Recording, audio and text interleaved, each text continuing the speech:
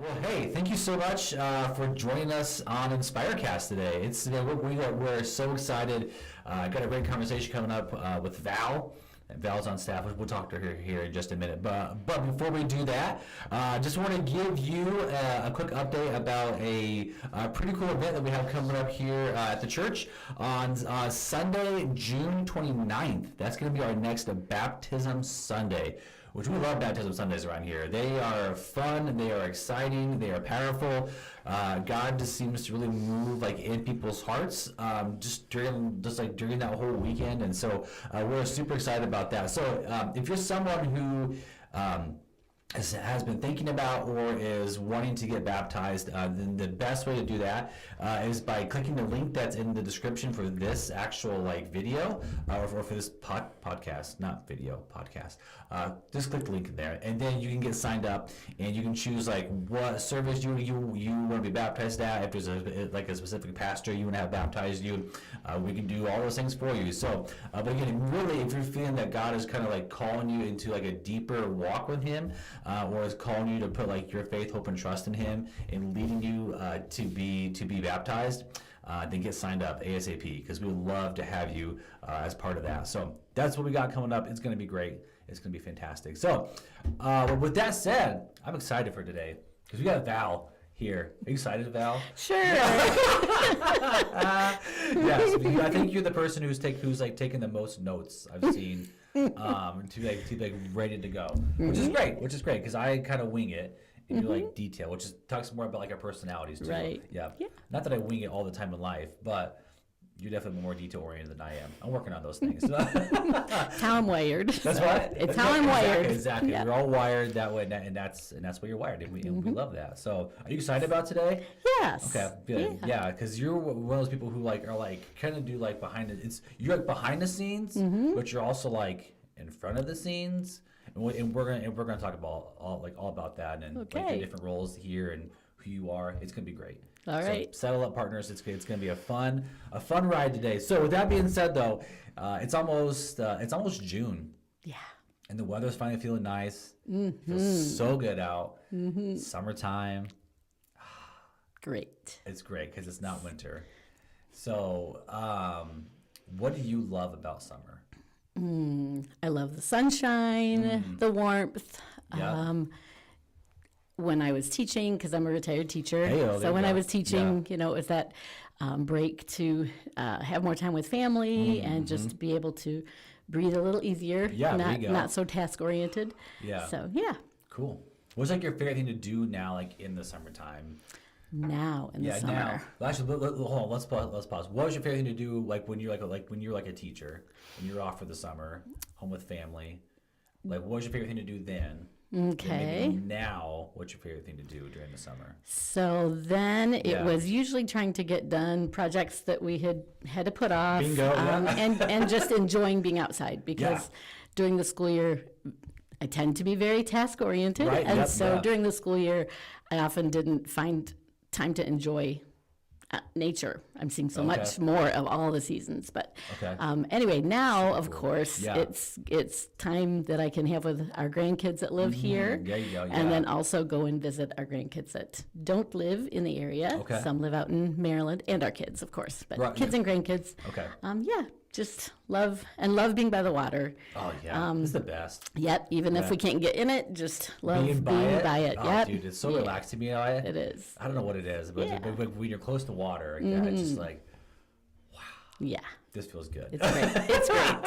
Very good. It's so, it's so good. So, what's your favorite summer food? This is on our list, but I'm just gonna ask what it is. Summer food. Summer food. I feel like summer has its own genre of Man, food. yeah, I like taco salad and things like that. Don't make it as often as I probably would want to have it. Sure. But any time of the year, ice cream. Oh, But the ice cream shops, the really good ones are open. all year round. Yeah. Yeah. Or Yep. they're open in February. Yeah, right. Yeah. So, yeah. Don't we have winter hours? They just have hours. Yeah, I know, it's so exactly good. right. Yeah, it's so good. But some of them only just open for the summer. So That's true. So, yeah, Yeah. it's nice too. You feel like a true Michigander. Oh, yeah. I love it. Oh, yeah. Yeah. And I do love to travel in Michigan. Love the state of Michigan. Just dude. don't always take the time for that because life Right. is It's full. crazy. It's yeah, full. it's yeah. very full.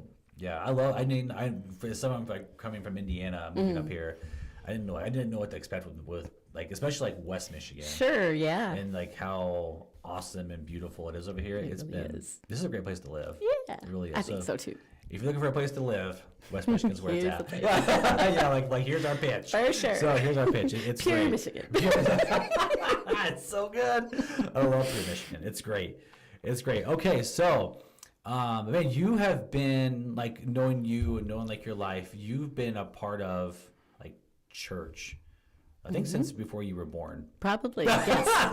In the womb. In the womb. And I know you have like a very strong like heritage with like the Wesleyan Church and all that. So can you talk us a little bit maybe about like that background and kind of like how that being connected like in the Wesleyan Church has kind of led you to being at Inspire, because you've been here for a while now too. So sure. How did all that happen? How did it all happen? Yeah. Well, I was born into a pastoral family, and my dad was pastoring in a rural area over by Merrill, and then we moved to the Grant area.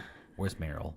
Merrill, Michigan is kind of between here and Mount Pleasant, I guess. Okay. Yeah. Good enough. Yeah. I'll take so that. Sorry. almost center. Major squirrel moment. I'm so sorry. Okay. Almost center of the mitten. Okay, So gotcha. Okay. that's St. Louis, but anyway. Right. Yes. Yep, been there. So then when I was 2, he took a pastorate at Grant Wesleyan Okay. Church. And so so we were from in this area and lived there for 9 years.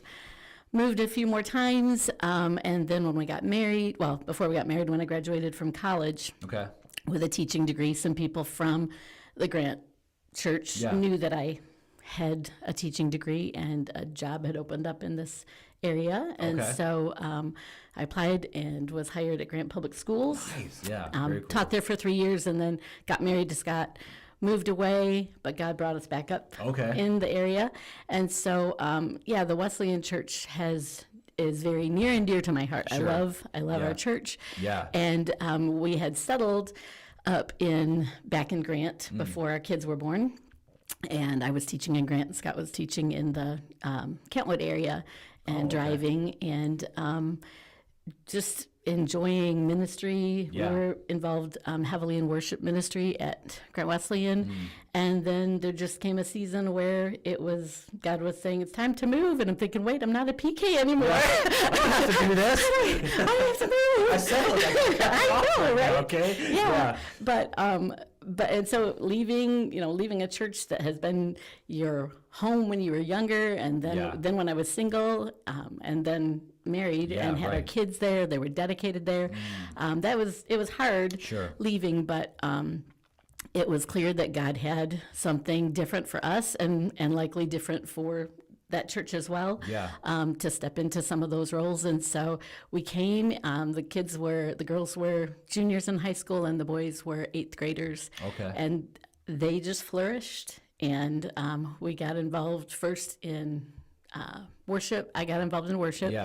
And Scott got involved with youth. And God just really made it clear that this was where he wanted us and needed us. And I was still teaching. We both were teaching at the time, because by that time Scott had come to Grant to teach as well. Great. Yeah, great. And so, I just love serving and do. Worship was where my sweet spot was. I love it. So. That's so great. Yeah.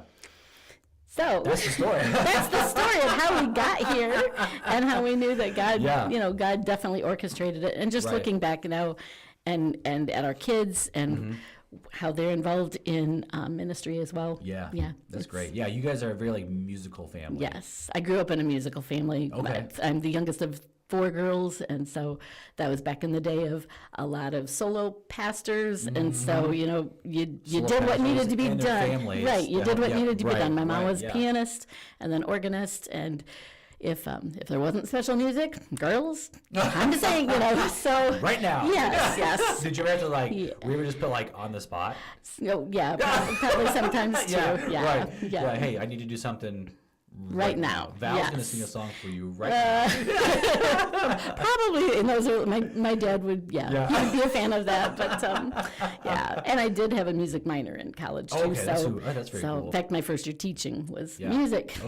K through 8. So, K-8. Yeah. So is piano your main, instrument? Or actually not. No. So that's kind of crazy because I had always thought that, I mean, I grew up singing Yeah. and grew up playing piano lessons and played oboe and band and different things. But I had always thought I can't play and sing at the same time for Okay. worship because Yeah. I think I'd be too focused on the Like one or the other. on making sure that I don't, make a mistake or Sure, something. right. But yeah, it was when there were 2 months that our son Chad was like an interim worship Yeah. pastor, worship leader here. And when Marta Johnson left for Florida that year, Chad was like, Mom, you play. And I was the mom that wouldn't let any of our kids quit piano lessons because they needed. So that's stick through this, okay? Yeah, so that's how God brought me into, and now I love playing. It's just, yeah. Yeah. So, and there was a period of time where when God was moving us from Grant to here, where I couldn't, it was a heavy time, and I couldn't sit down and play our piano at home. It just was too heavy, too hard. So when God gave me that gift back, I need to give it back to Him. That's so cool. I love it. That's so cool. Yeah. Love that. We'll put a pin on that because we're Yes. gonna come back to it. That's like one of the here on from like a person standpoint. That's like you like being out front. Yeah. Because you're here almost every Sunday. Right, yeah. Unless you're in like Maryland or something, you're pretty much like up on the stage. But there's something that you do like, or like one of your roles behind the scenes is you are like our care coordinator. Yes. So if anybody's going through crisis, going through like a hard time, needs prayer, needs to be put on like their prayer list, Right. all those things, like Yeah. you're the person that they call. That's right. Or if they don't, that's who you can call. Exactly. Just call. Just call Val. Yeah. Or reach out to Val, and she's the one who you kind of like triage all of that stuff. Yeah. And you're like the front lines of taking all that in. Right. Yeah. So which is amazing. It's so good because I've been a part of churches like where that kind of gets shared like amongst like the whole staff, and it's kind of cool having like one person at least kind of like take it all in at first and then Right. divvy up like as needed. So Yeah. thank you for doing that. Yeah, my pleasure. That's super cool. Yeah. But with that, I mean, like you walk through some really difficult things with people, Yeah. like heavy things that people may not always realize or see. And so, like, how has like maybe like your relationship with God grown throughout this, and then maybe the way that you care for people? How have those like how have those two things grown since being like in this role? So when I first stepped into it, it was just before COVID, and then What a time! yes, yep, What a time! exactly. Wow. And so Yeah. then it was when we weren't able to meet together. It was how do we communicate what's going on in people's lives, and Facebook was what we used. Sure. So we did a daily care update and just. wow, okay. Seeing, we did have people that we lost to COVID, and then others that were very sick. So Yeah. those were really heavy times. Oh, dude. But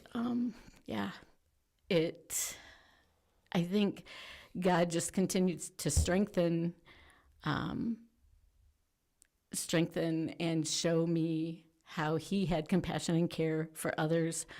Sometimes I have had to learn how to care without getting so enmeshed in it. Right. And so that is something that He continues to teach me, continues to show me. Right. But just reading the Gospels and seeing how Jesus cared for people and how we're to care for others. Yeah. He's the best role model that any of us can have in caring. So, yeah, I forgot the rest of the question. That's me.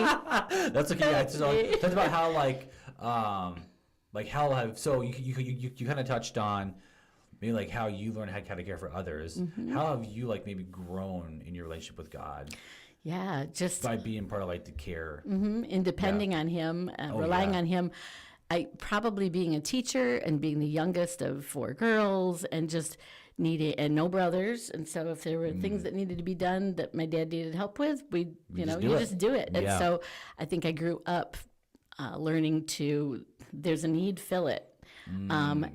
So then there are definitely times when people are going through crisis that you can't do it in your own strength, and you have to rely on Christ. And so I would say that's probably where growing has been a big area for me, in just learning to rely upon him, not try to carry it myself, not Sure. try to figure it all out myself. Yeah. Oh my gosh, and that's so good. so, but that's what you do as a teacher. That's Yeah, it's right. just, I feel like it's like a natural. yeah. I mean, I think that's like part of like the way God has wired us as humans. Right. Like, Yeah. He has wired us to care. Exactly. Yeah. But like you said, sometimes when you take on so many of like those big like hard things, Yeah. you find out, oh my gosh, I'm not God. Yes, exactly. And like, Exactly. I can't carry all these things. Yes. Yeah. And so yeah, it almost forces you to say, okay, God, I need to give this Right. to you, as hard as it may be, Right. Because I want to fix it. Yeah. I want to fix it now. Yes. Yes. And my timetable is not always Oh, bingo. lined Yeah, up with his. exactly. Yeah, Yeah. and you just want to be like to fix it. For sure. And you can't do that all the time. Right. Because God and people are things that are, while we help them, they're outside of like our control a lot. Right. Yeah. And the story that he has for them Yeah. may not be what we would think would be best. Oh, right. The things that they might have to walk through that we're like, can't we spare them this? Could you just put them back on this Yeah. road? Exactly. He does know best, and I know Yeah, that. right. I know that here. but Yeah. It's oh, them getting. man. Yeah, get it from here to Yep. here. Yeah, that's so. Yeah. Such a proving ground for that. Exactly. Well, you do great work with it, Val. Oh, so well, keep thank up, you. keep up doing that. Thanks. I have a great team of people. do have a great team. Great team of people. Yeah. And under care, we have a drive team, a visitation Oh, team. yeah. We have the prayer team on Sundays. Yep. And that's just praying with somebody, talking to Yeah. God with somebody else. Oh, and man. so, you know, we always can use more people in any Sure. of those areas. But Right. sometimes it can seem like, oh, I don't know if I can pray with them. Well, you're just talking to our Heavenly Father Yeah. with somebody who wants to share Sure.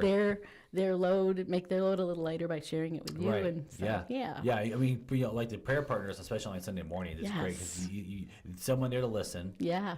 Yeah. And then someone there to pray. To pray. And Yep. it's literally just as simple as listen and prayer. Exactly. But how that makes like a world of difference for the people who are walking up to get it. For sure.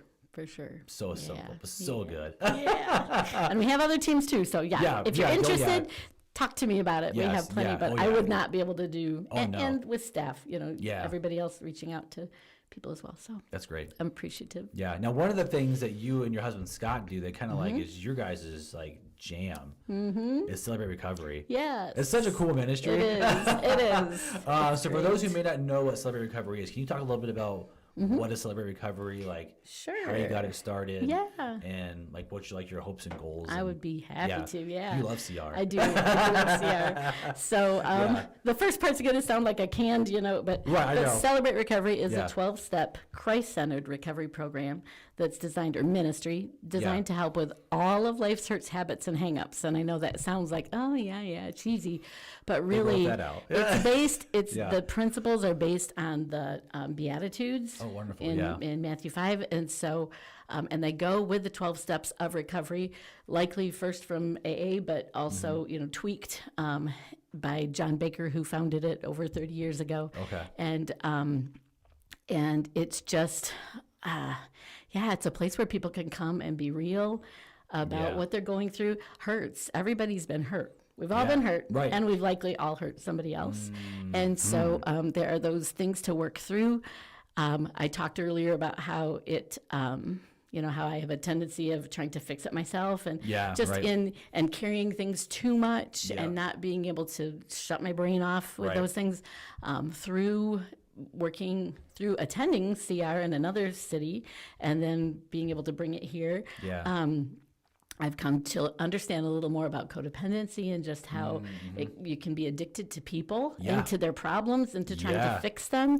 And trying to, I don't think of myself as manipulative, but trying to manipulate things or work things out so that it doesn't get worse in their life. And again, sometimes I can't be responsible for other people and their choices. And so that's been a huge learning curve for me. But we first got involved with CR in another community when a loved one was needing some help dealing with some hurts, habits, and hang-ups. And at first I sat in the van and I drove because I love to drive. And so I drove and sat in the van in the parking lot. And then I was invited in for the first hour and I'll give a rundown a little later. But eventually came in and started listening to the lessons and the testimonies, and it was like, Lord, I guess there is, like you said a little earlier, I'm not God, and that's the first step and the first principle. Realize I'm not God. I'm powerless to control my tendency to do the right things to get wrapped up. I know, right? God, I know, God, that you're God, but I want to help when I can. Yeah, exactly. And I want to try to hold on the wheel as long as I can. Exactly. Yeah, right. So CR. We meet every Monday night, 6:30 to 8:30, and the first hour it's called large group, but it's kind of like a worship service to begin with. We start with worship music, and then every other week we go over the 12 steps or the 8 principles, and then also every other week we watch a testimony or a lesson. And the lessons are just applying scripture and God's word and how he can help us to find healing or recover from the things that we are dealing with. Step 4 is a biggie, doing the inventory and looking at everything that's happened in your life, good and bad. You want to keep it balanced, but and then seeing how those things have kind of focused you into different ways of coping. My way of coping was retreat, or or else try to fix it. But so truly, we have people that deal with substance abuse. We have people who deal, or substance addictions. We have people who deal with things of the mind, like pornography or sexual addictions. We have people who deal with grief. We have people who deal with control, pride. When I first started working through the steps, I wasn't sure what I was dealing with, and it was like, well, I guess self-centeredness, because like when people that are doing things that are really frustrating me, I always think, how is it affecting me? But God has just really opened my eyes to the things that he wants to do in my life. Yeah. And I've been, like I said, I've been in the church since birth. Before birth. Before you were even born, and so, you're already there. So there's always growth that can be done. And then that second hour, we break up into, the men are in one group, the ladies are in another group, and it's a time to reflect on what you learned either from the lesson or testimony, and then also share where you're at.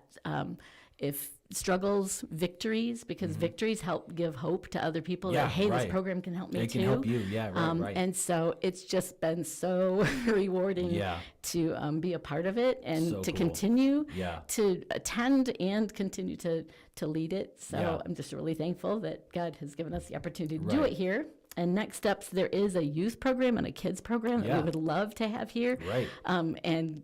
Because again, hurts, habits, and hang-ups aren't just adult issues. You know, if we can catch them when they're younger, then they don't have to go as deep into things that maybe we can catch them before it gets to that point. You catch them or try to at least slow it down a little bit. Yep. So. Now, on top of like your weekly meetings, there's like the step study. Is that in addition to your weekly meetings? Okay, talk about that too. So the Monday night 6:30 to 8:30 is large group and the open share group, and then we do step studies. It can take 6 to 9 months depending on some things, weather, whatever. But also if you have a really large group, then it takes longer for everybody to share their answers. But there are 25 lessons, and those are the same lessons that we watch in large group.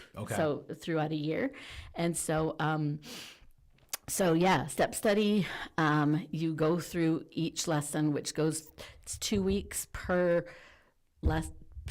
principle or step, and it's digging into where am I at, and then how did I get here, and then great. And when you get to step 4, doing that inventory to just see what's the root of.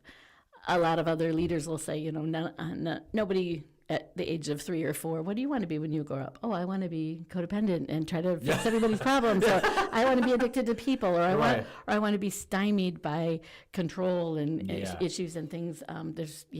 Or eating disorders, or just any. It can apply to so many things. That's not what we're thinking about when we're poor. Exactly. And so something happened in our lives that caused us to find a way to cope. And praise God, there are some people that immediately turn to God, but I know a lot more people that end up finding something else, even if it's control or whatever. Whatever. And so it doesn't have to be.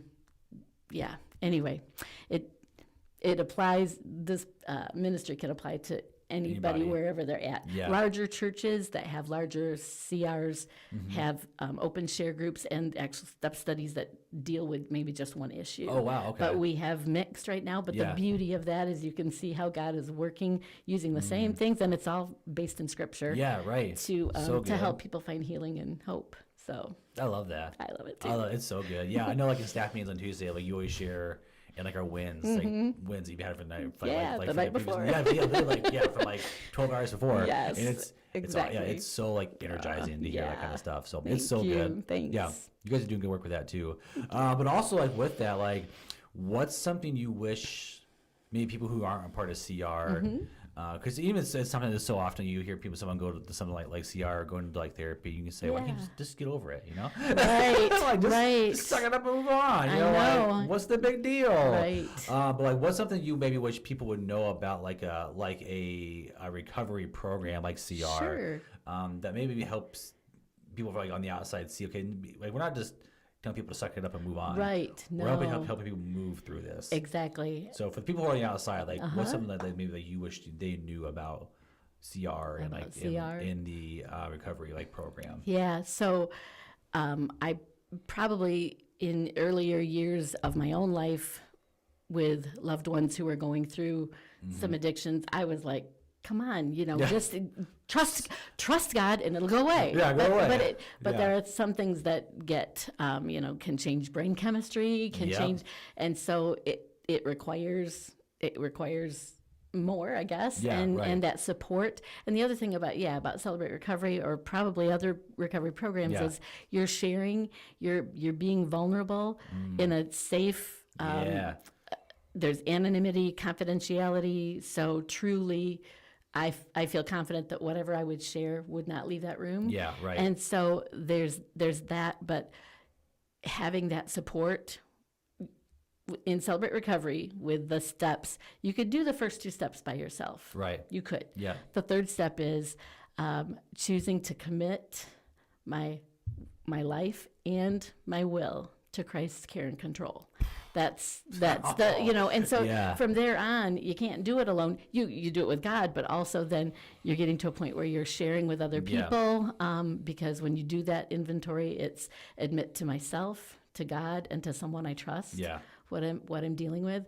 And so that would be the thing is you can't just say, get over it, stop doing it, stop it, hey, knock it off. Exactly. If it were that simple, if it, because nobody would choose to live in something that's going to send you to rock bottom. Yeah, exactly, right. And so it has to be more than just stop it. Stop it, right. And so this has been really good. But I know you had said, what do you wish people knew? Yeah. And I ran across last night, because on Facebook, the Celebrate Recovery at Ocala First in Florida, they come up with the greatest graphics. They share the greatest graphics, and they have one this was one that I really would want other people to understand, whether it's outside of the church or even inside of the church. It says, don't shun people for admitting their brokenness and pain. Sometimes there's a stigma, and sometimes people are afraid to get involved in a recovery program because of the stigma. Sure. What if somebody sees me at Inspire on Monday nights?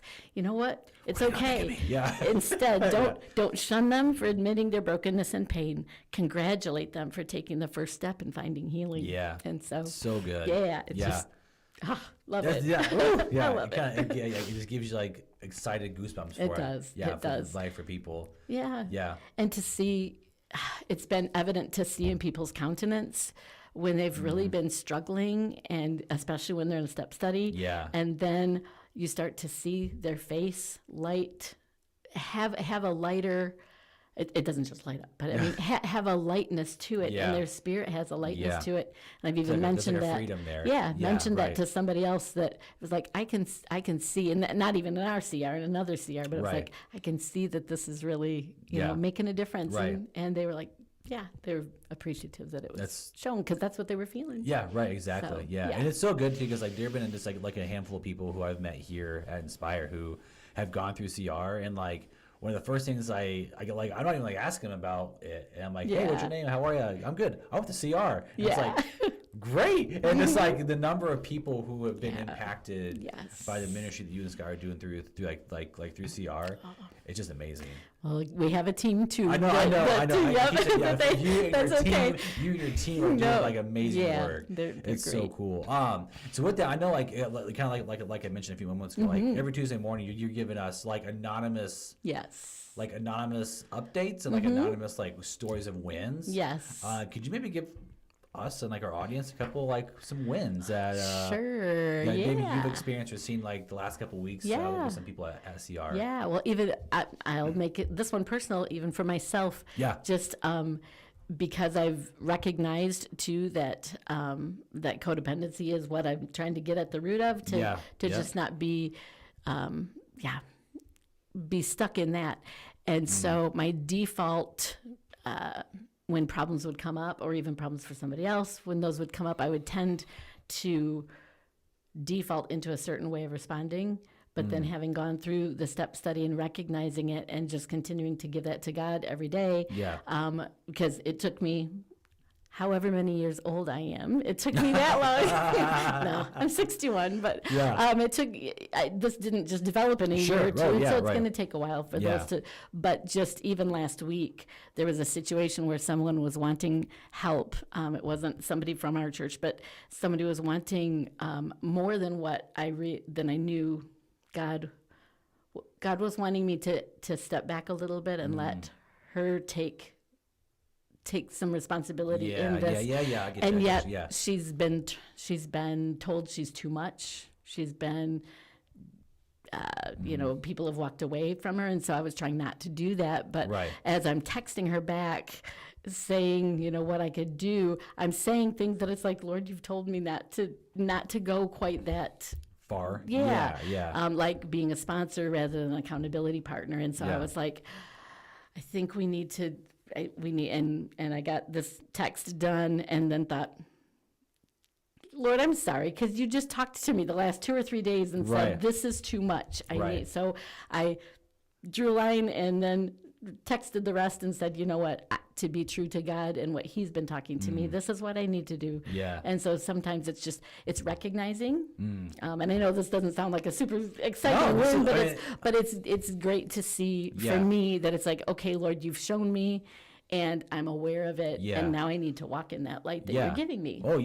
And so, and then others just who have been steeped in addiction and just can't get out and seem to feel like there's no hope, and the enemy just continues to tell them, you're never going to get out of this, you're never going to get free of this, you're never going to get free of this. And then to see, usually after they've gone through the step study and had to go through those really hard steps and principles, that's when you see the freedom come. So I love that. It's great. It's so good. And sometimes too, like you think of, man, like you have like those powerhouse testimonies that people go I was like addicted to drugs, I was addicted to porn, I was like an alcoholic, and it was just like, man, God like saved my life, and it was huge. And, and so you see those like, oh, those are awesome stories. But also but like just like you mentioned, you even have like having like an openness to, okay, God's still trying to teach me something, even something small, about giving things to Him, or the way that I view myself, or even just like a shift in like some sort of like thought or attitude. Exactly. Those aren't as, I guess, home run hitters as we may want them to be, but they're just as important. Exactly. Than the guys who are saying like, I'm now like alcohol free, or I'm now like drug free. Because and I think that's part of what being when you're on a road to recovery, it's all about the steps. It is. It's a process. Exactly. And they talk about peeling back an onion, because you get through one layer and then, okay, now I'm ready to tackle the next layer, where God is so gracious. When we're saved, He doesn't expect us to clean up everything immediately and be perfect. And when I was a kid, I thought that's how it worked. I mean, truly. I laugh because I agree. Sanctification was immediate. I'll finally arrive, there. And it's like it's the character defects that God continues to show, that I can work on, and that oftentimes people will go through the step study more than once, and sometimes very many times, because God just has us focus on maybe one, maybe two things at a time, and then we can go from there. Yeah. But the freedom, and then just coming back and serving, because step 12 is continuing to give back so that other people can find freedom as well. And so it's, just so rewarding. Just so good. So thankful we have Love it. I love it. It's so good. It's so good. So we talked about that. So taking CR, taking care, and then tying that back in with you like helping lead worship here. How do those things, but maybe how's like leading or helping lead worship or playing piano, how does that maybe help you be the best care CR leader that you can be? Yeah. How does it help me be the best I can be? Or I just no, I get it because like I said, I was for a while. I've sung all my life with my older sisters and then on through, but playing it was a challenge at first because part of my personality also, or my character defects or whatever, perfectionism, and I blew it. And even in my spiritual walk, I was recognizing from Celebrate Recovery, going through the step studies too, that I'm recognizing that I've known all my life from the time I was able to understand that we don't earn salvation. We don't earn God's love. But still being wired the way I was or whatever, not blaming God. He didn't wire me that way. But but just I would still feel like I needed to do better, do better. Do more. And so, and or even not always more, sometimes more, but sometimes just I need to do better at what I'm doing right now. I'm not doing good enough. There you go.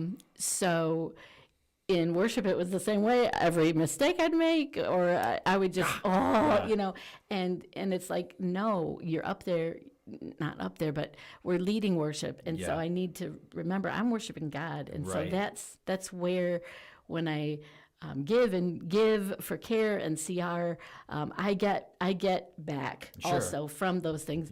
But worship is where I can commune with God and just, And so it's not, I know some people go, you're up there every Sunday almost. And I'll serve as much as I'm needed and wanted because I love to do that and I've grown up doing that. And so it's been such a part of my life. So it's a blessing, not I gotta do this again.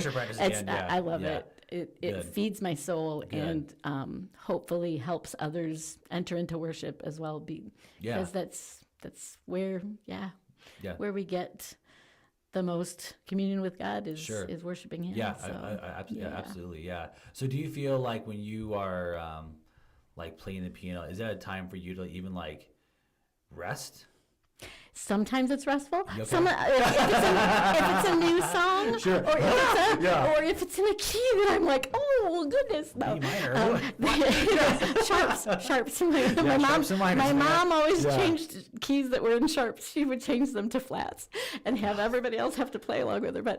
And so that's where I was. But anyway, if it's where I have to really focus and then it's not quite as restful. But a lot of times it is. And there are certain songs like we did Goodness of God this last Sunday, and that's just the truth of the message of that, and then the music and the harmonies and everything are just so beautiful that it's restful and it's peaceful, and at times I can just picture myself even while I'm playing climbing up on God's lap and just playing. Basking in Him. Oh, man, that's so good. It is great. That's so good. And then the camaraderie of the team and looking, it's fun. It is. Sometimes when you get off beat, you're like, here we go.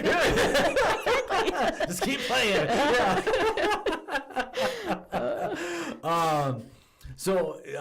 One last thing here.